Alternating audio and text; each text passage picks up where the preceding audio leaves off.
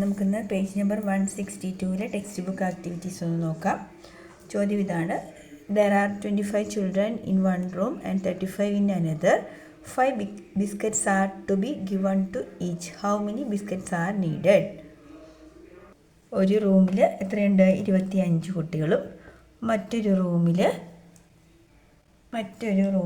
35 കുട്ടികളുമുണ്ട്. ഓരോരുത്തർക്കും നമ്മൾ 5 ബിസ്ക്കറ്റ് വീതം കൊടുക്കുകയാണ്. അങ്ങനെയാണെങ്കിൽ ആകെ മൊത്തം എത്ര ബിസ്ക്കറ്റ് നമുക്ക് ആവശ്യമുണ്ട്? അപ്പോൾ ഇവിടെ ഓരോരുത്തർക്കും 5 ബിസ്ക്കറ്റ് കൊടുക്കണമല്ലോ. സോ എന്ത് ചെയ്താൽ മതി? 25 × 5 ചെയ്യണം അല്ലേ? ഇവിടെയാണെങ്കിലോ 35 × 5 ചെയ്യണം. അപ്പം അതിനേക്കാളും കുറച്ചുകൂടി എളുപ്പമല്ലേ 25 + 35 ചെയ്തിട്ട് അത് × 5 ചെയ്യുന്നത്. അപ്പം 5 5 10, റിമൈൻഡർ 1, 3 2 5 1, 60 × 5 ചെയ്താൽ മതി. That is equal to 300 biscuit നമുക്ക് വേണ്ടി വരും.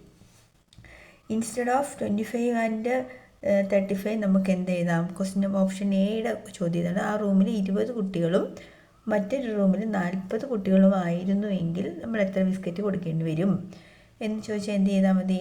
20യും 40യും കൂടെ ആഡ് ചെയ്യുക. 20 + 40 × 5, അതായത് അപ്പോഴും എന്ത് തന്നെയാണ്? 60 × 5 300 തന്നെ ലഭിക്കും. അപ്പോൾ ഇങ്ങനൊരു ക്വസ്റ്റ്യൻ വന്നാൽ നമ്മൾ ചെയ്യുന്നത് മനസ്സിലായില്ല. രണ്ടും കൂടി ആഡ് ചെയ്തിട്ട് ആ നമ്പർ കൊണ്ട് മൾട്ടിപ്ലൈ ചെയ്താൽ മതിയാവും.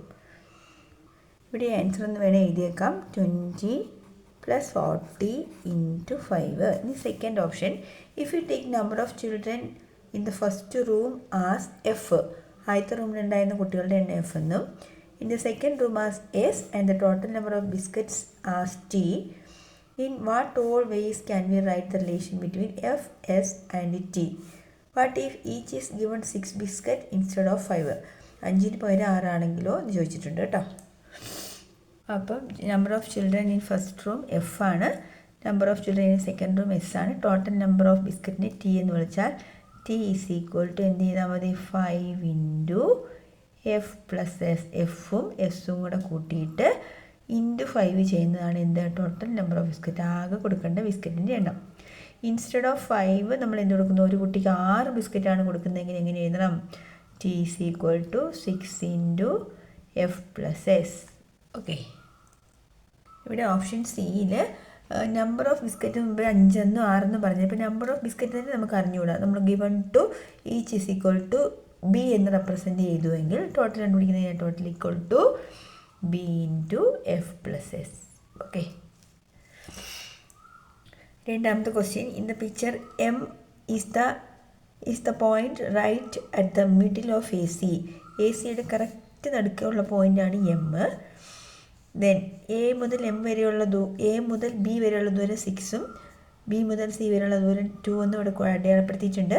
What is the length of AM? AMൻ്റെ നീളം നിങ്ങൾക്ക് അറിയാം. അത് 6 × 8ൻ്റെ നേർ പകുതി അല്ലെ? കറക്റ്റ് മിഡല്ലേ? മിഡിൽ പോയിൻ്റ് ആണ് M എന്ന് പറയുന്നത്. Question number 1: if a 5 cm long line is extended by 4 cm.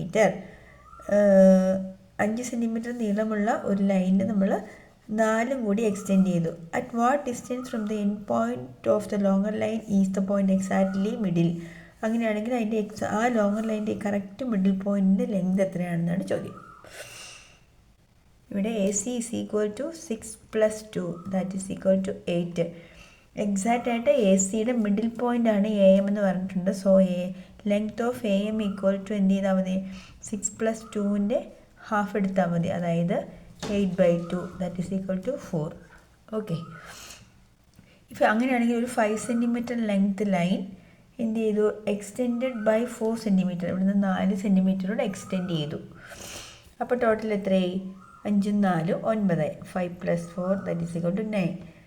Exactly middle point അപ്പോൾ ഇവിടെ വരും 9ൻ്റെ പകുതി /2 അല്ലേ? 9/2 എടുത്താൽ എത്ര കിട്ടും? 4.5. 4 cm ആയിരിക്കും മിഡിൽ പോയിൻറ്റിലെ ലൈൻ എന്ന് പറയുന്നത്. Option 2: what is 7 1/2 cm long line extended by 2 1/2 cm? 7.5 cm നീളമുള്ള ലൈൻ 2.5 ആക്കി വർദ്ധിപ്പിച്ചാൽ എത്രയാവും? 7.5 + 2.5 എന്ന് പറയുന്നത് 9 ആണ്. അതിൻ്റെ ഹാഫ് 4.5 തന്നെ വരും. 7 1/2 + 2 1/2 ദാറ്റ് ഈസ് ഈക്വൽ ടു 7 × 2 9 10 വരും കേട്ടോ. So 10/2 that is equal to 5 cm ആയിരിക്കും middle point. Length of the line L എന്ന് കൊടുത്തിട്ടുണ്ട്. എക്സ്റ്റെൻഡഡ് ലൈനിൻ്റെ ലെങ്ത് ഇ ആണ്. Mid point of a long line എന്ന് പറയുന്നത് എം ആണ് എങ്കിൽ ആ എമ്മിൻ്റെ ലെങ്ത് ഇസിക്വൾ എം എന്ന് പറയുന്നത് എന്താണ്? എല്ലും ഇയും കൂടി ആഡ് ചെയ്തിട്ട് /2 ചെയ്യുന്നതിന് ഈക്വൽ ആയിരിക്കും. Last question. The length of A rectangle is 4 cm and its breadth is 3 cm. The length is increased by 2 cm to make a larger rectangle. Option A എന്ന് പറയുന്നത് what is the area of the large rectangle? If the length is increased by 3 cm, what is the area of the large rectangle? നോക്കിയിട്ട് നമുക്ക് second ഓപ്ഷനിലോട്ട് പോകാമേ. നമ്മുടെ original റെക്റ്റാങ്കിളിൻ്റെ length 4 ആണ്, breadth 2 ആണ്. ഇനി എന്താ പറഞ്ഞാൽ ഈ റെക്റ്റാങ്കിളിൻ്റെ ലെങ്ത് 2 cm എക്സ്റ്റെൻഡ് ചെയ്തിരുന്നു. അപ്പോൾ അതിങ്ങോട്ടേക്ക് എക്സ്റ്റെൻഡ് ചെയ്തു 2 cm അല്ലേ. ബ്രെഡ്ത്തിന് മാറ്റമൊന്നുമില്ല. അപ്പോൾ ഈ റെക്റ്റാങ്കിൾ എന്തായി മാറി? ഇതാ ഇങ്ങനെയായി മാറി. അപ്പോൾ ഇപ്പോഴത്തെ റെക്റ്റാങ്കിളിൻ്റെ length equal to 4 + 2 that is equal to 6. breadth is equal to 2, then area equal to 6 × 2. ഒരു എക്സാമ്പിൾ കൂടി കാണിക്കാം. ഒരു റെക്റ്റാങ്കിളിൻ്റെ ലെങ്ത് എന്ന് പറയുന്നത് 4 cm ആണ്, വിഡ്ത്ത് എന്ന് പറയുന്നത് 3 ആണ്. ഇനി നമ്മൾ ലെങ്ത്ത് 2 cm എക്സ്റ്റെൻഡ് ചെയ്തു. അപ്പോൾ ലെങ്ത് 2 cm എക്സ്റ്റെൻഡ് ചെയ്തപ്പോൾ ഇതാ ഇങ്ങനെ വന്നു ചിത്രം. വിഡ്ത്തിന് മാറ്റമൊന്നും സംഭവിച്ചില്ല. അപ്പോൾ ഇത് 3 തന്നെ. ദെൻ ഏരിയ ഈക്വൽ ടു ഇതെന്തായി? ടോട്ടൽ ലെങ്ത് എന്തായി? 4 + 2 ആയ 6 ആയി മാറിയല്ലോ. That is area equal to L × B that is equal to 6 × 3 that is 18 cm. ഇനി ഇവിടെ നമ്മൾ ലെറ്റേഴ്സ് ഉപയോഗിച്ച് പറയുവാണേ. ഒറിജിനൽ ലെങ്ത് എന്ന് പറയുന്നത് L ആണ്. ഇൻക്രീസ് ഇൻ ലെങ്ത് എത്ര കൂട്ടി? ഐയും കൂടെ കൂട്ടി. അപ്പോൾ നൗ ദ ന്യൂ ലെങ്ത് എന്താണ്? L + I ആണ്. ബ്രെഡ്ത്ത് എന്ന് പറയുന്നത് B ആണ്. ഏരിയയെ A എന്ന് ഡിനോട്ട് ചെയ്താൽ A കണ്ടുപിടിക്കുന്നത് എങ്ങനെയാണ്? A is equal to length into breadth. ഇപ്പോൾ നമ്മുടെ ഒറിജിനൽ ലെങ്ത് എത്രയാണ്? L + I. L + I into ബ്രെഡ്ത്തായ B. ഓക്കെ, വൃത്തിയായിട്ടൊന്ന് എഴുതിയേക്കാം. B × L + I എന്ന് എഴുതാം. ഓക്കെ.